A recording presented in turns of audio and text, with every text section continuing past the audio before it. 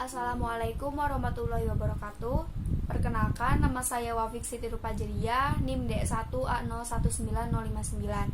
Di sini saya akan membahas tentang ukuran pemusatan, di mana di dalamnya terdapat 6 bahasan, yaitu rata-rata, modus, median, kuartil, desil, dan persentil. Langsung saja kita simak videonya. Yang pertama yaitu rata-rata. Rata-rata didapatkan dengan menjumlahkan seluruh data dibagi dengan banyaknya data. Untuk rumusnya yaitu Y bar sama dengan sigma YI dibagi N. Sigma YI yaitu jumlah data dan N adalah banyaknya data. Jika kita lihat contohnya, terdapat 5 data yaitu 150, 156, 165, 162, dan 168. Kelima data tersebut dijumlahkan kemudian dibagi dengan banyaknya data yaitu 5, sehingga diperoleh rata-ratanya yaitu 160,2. Yang kedua yaitu modus. Modus merupakan fenomena yang paling banyak terjadi atau paling banyak terdapat. Tidak semua kumpulan data terdapat modus. Bila suatu kumpulan data pemunculannya sama, maka tidak terdapat modus. Bila kita lihat contohnya, untuk kumpulan data yang pertama itu modusnya 10, dan untuk kumpulan data yang kedua yaitu modusnya 10 dan 14. Yang ketiga yaitu median. Median merupakan nilai sentral dari distribusi frekuensi. Secara teoritis, median membagi data hasil pengamatan menjadi 2 bagian yang sama banyaknya. Pada data tidak berkelompok, untuk sampel berukuran ganjil, setelah data diurutkan, maka median terletak di tengah. Sedangkan untuk sampel berukuran genap, setelah diurutkan datanya, maka median merupakan rata-rata dari 2 data yang terletak di tengah. Pada contoh, untuk sampel berukuran ganjil, mediannya yaitu 167, dan untuk sampel berukuran genap, mediannya yaitu 166. Yang keempat yaitu kuartil. Kuartil merupakan sekumpulan data yang dibagi menjadi 4 bagian yang sama banyaknya setelah data diurutkan sesuai dengan urutan nilainya. Nah, untuk rumusnya yaitu KI sama dengan I dikali N plus 1 dibagi 4. Pada contoh terdapat 10 data yang kita harus mengurutkannya terlebih dahulu sesuai dengan urutan nilainya.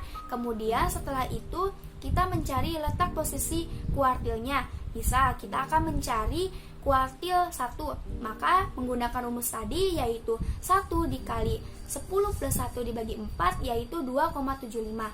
Nah, 2,75 tersebut terletak antara data kedua dan data ketiga yaitu 56 dan 57. Sehingga kita dapat menghitung kuartil 1 yaitu 56 ditambah 0,75 dikali 57 min 56. Nah, 0,75 merupakan hasil pengurangan dari 2,75 dikurangi 2. Kenapa harus 2? Karena 2,75 terletak antara data kedua dan data ketiga.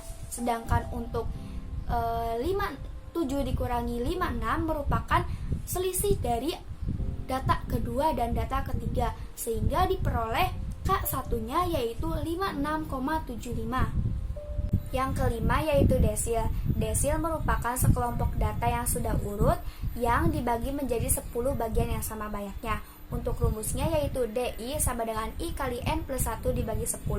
Nah, pada contoh terdapat 10 data yang kita harus mengurutkannya terlebih dahulu, kemudian baru kita dapat mencari posisi desil yang akan kita cari.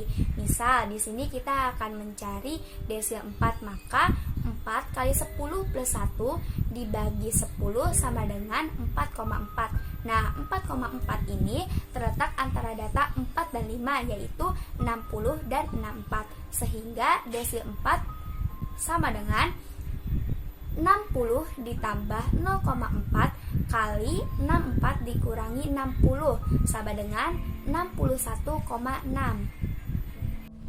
Yang terakhir yaitu persentil. Persentil merupakan sekelompok data yang sudah urut dibagi menjadi 100 bagian yang sama banyaknya. Untuk rumusnya yaitu PI sama dengan I kali N plus 1 dibagi 100. Nah, pada contoh terdapat 15 data yang kita harus mengurutkannya terlebih dahulu. Setelah urut, kita dapat mencari posisi persentil yang akan kita cari.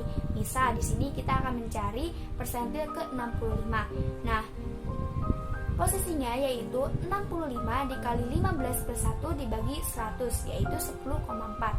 Nah, 10,4 terletak di antara data ke-10 dan ke-11, yaitu 7 dan 8.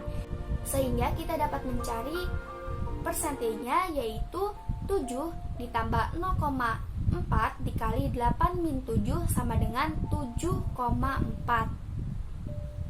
Sekian pemaparan materi yang bisa saya sampaikan. Kurang lebihnya mohon maaf. Wassalamualaikum warahmatullahi wabarakatuh.